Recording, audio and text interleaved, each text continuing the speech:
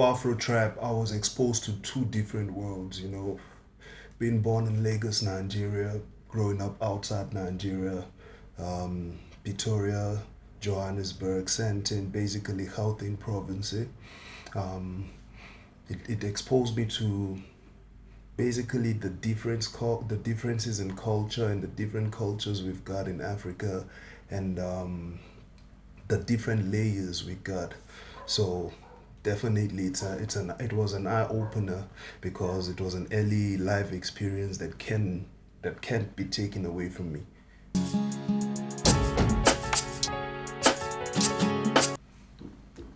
Well, growing up in South Africa and also being born in Nigeria made me actually get to understand that you hear rhythm differently, you see things differently because both minds are totally different. We don't see things the same way, we don't do things the same way. But then there's this myth that people think that we're different people, but I believe as Africa, as a continent or as Africans, we one. Yeah. And apart from learning, you get to see things from a global point of view without without without abandoning where you come from. And Afro trap.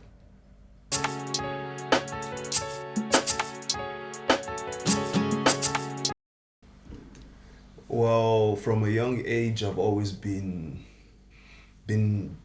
writing as an hobby. Back then playing PlayStation and all. So music was always my favorite thing to do. Back then was like more or less like battling, writing rhymes, cyber battling back then. Yeah. So music wasn't always a path that I thought I would take, but I saw music as the sharpest tool because expression was my gift, I guess. But music became the sharpest tool I could use to express myself and document my life, my ambitions, and basically who I am and who I am aspiring to be without without forgetting where I come from, and also trying to make the world see Africa, also like basically trying to make the world see Africa in a different light, because the image of the world about Africa is very, very one-sided. So I guess it's also evolution in progress, or evolution, or time for evolution through music.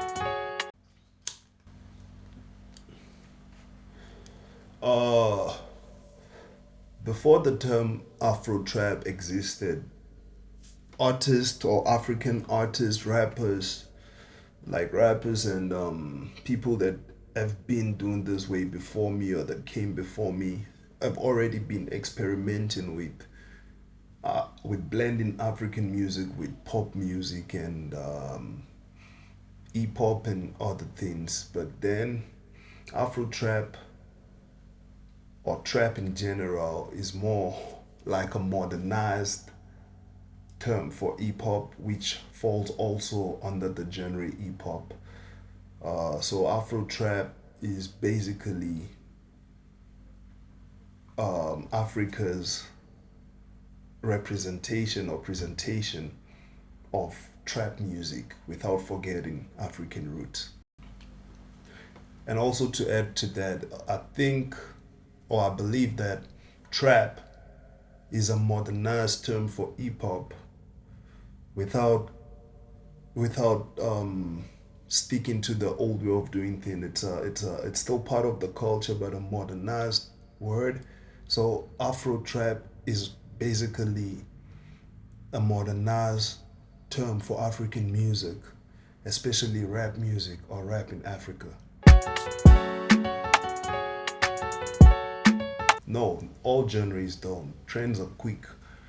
So Afro Trap came from African rhythms and global cadence and ambition, you know.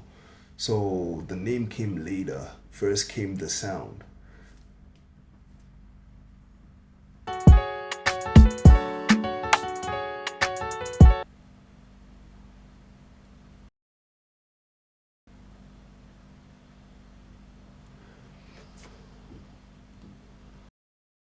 Because history gets rewritten when there's no records, you know, and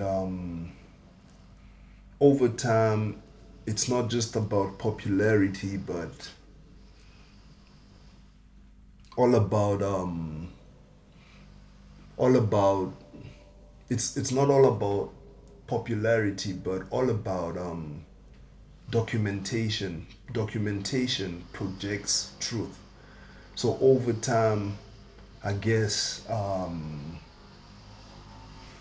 over time my ambitions and my intentions will be known. Yes, because documentation lately is the most important or most crucial factor.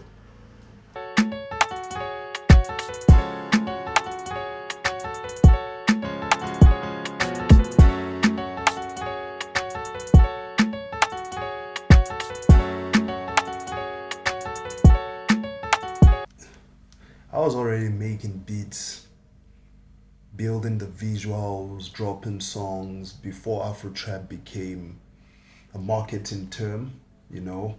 So globally, I wasn't basically trying to pioneer the genre, but I guess that's what it seems to be. Yeah.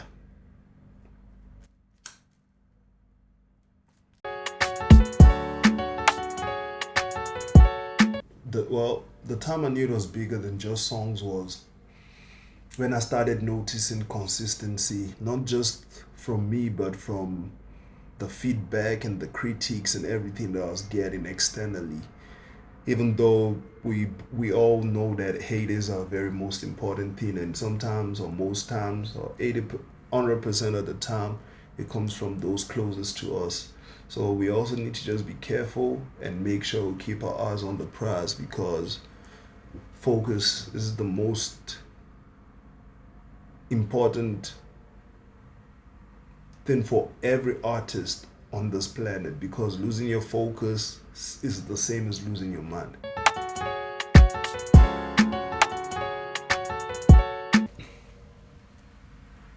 Intent and the ability to stand the test of time because it ain't about now but time and how things pan out over the course of years to come.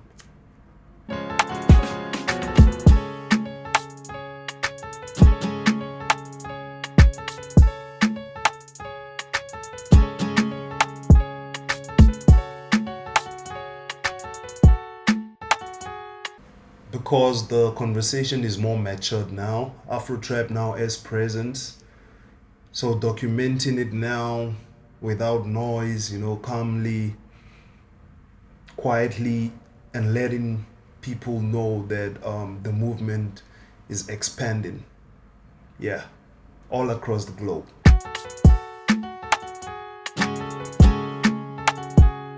No, it ain't about proving no point. History needs evidence.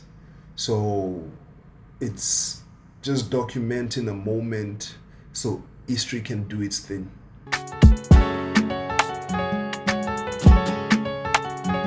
Because the work should speak. When you speak too much, you weaken the archives.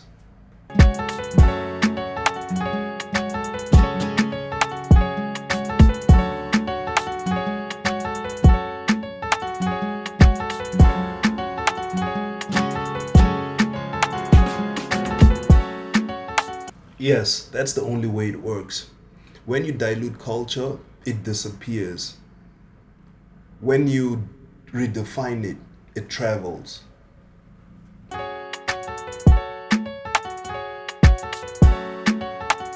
Africa isn't the beginning, it's the center. The world doesn't need African music to sound Western, it needs it to sound confident.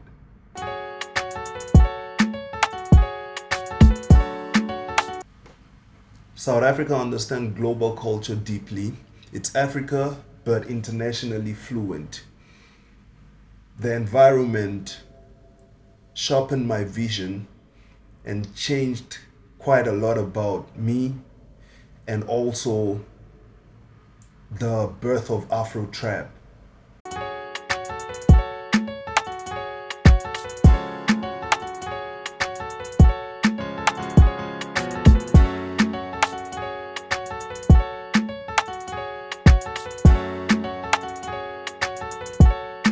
Fearlessness, ownership, cultural authority.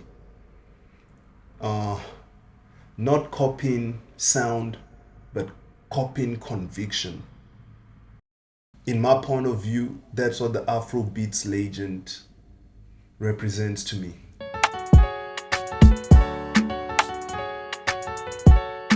By modernizing philosophy, not repeating form, influence should move you forward, not keep you trapped in the past.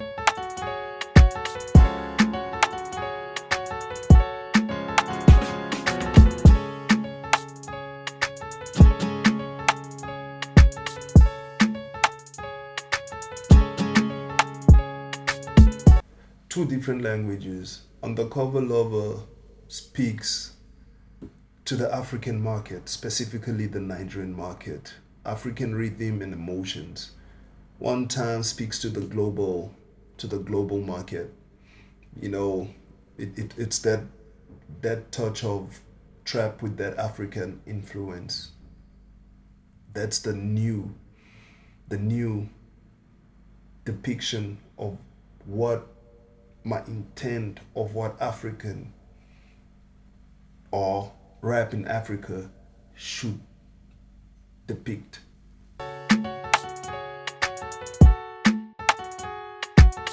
Because sound alone doesn't preserve culture anymore. Visuals make it permanent.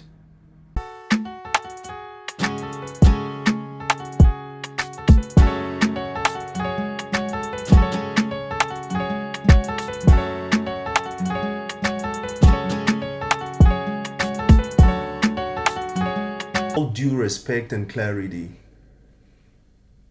MHD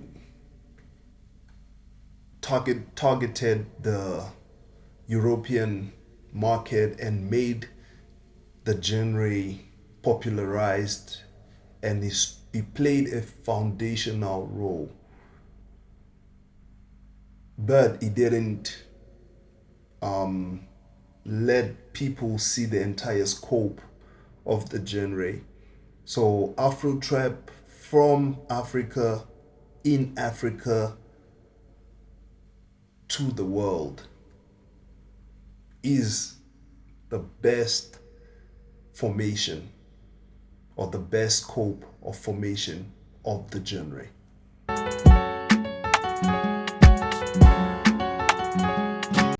MHD is linked to European visibility. Don't Say No is more cross-continental while representing Africa within Africa, which makes my version of Afro Trap totally different from his version.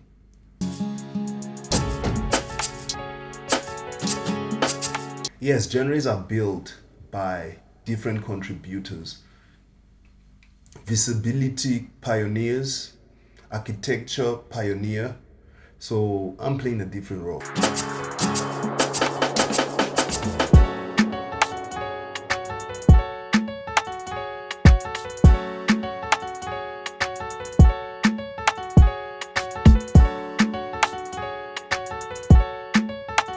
African trap music is music made by African artists, primarily structured in hip hop, not rhythmically structured in African frameworks.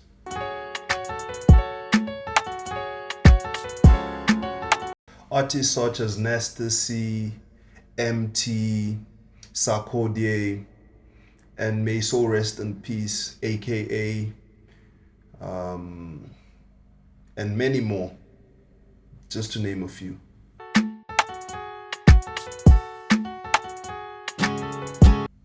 ATM describes geography, Afro-Trap describes structure and philosophy.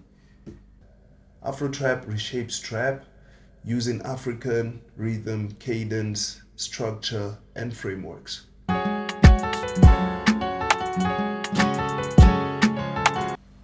Because influence and cultural intent are different, ATM artists expand African hip hop.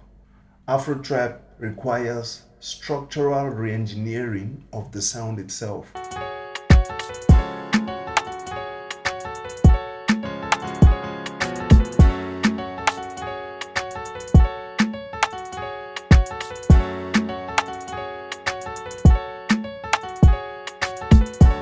Intentionality, the sound, visuals, the rollout, documentation were built deliberately before the sound had a genre or before the genre had a name.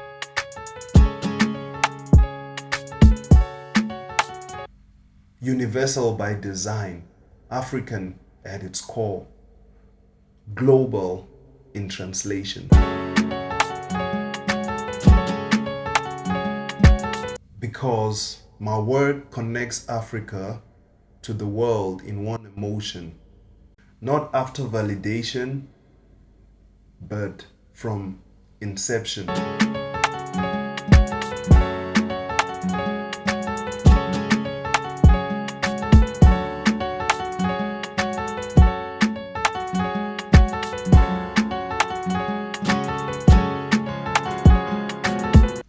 Movements don't compete, they expand.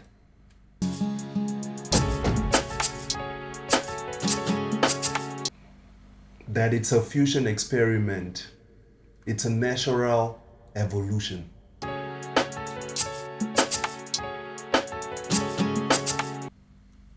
Who built early and why?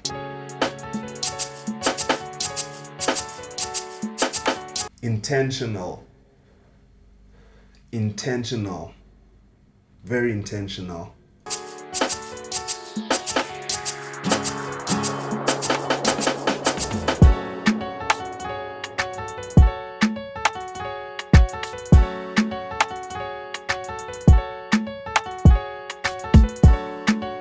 As someone who built it before it was popular and documented it properly. Not waiting for permission, knowing your value before validation.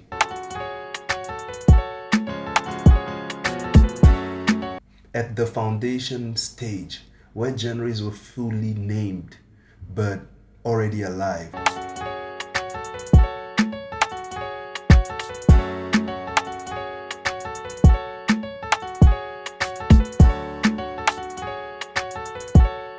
That I'm not chasing moments, I'm building records, cultural ones.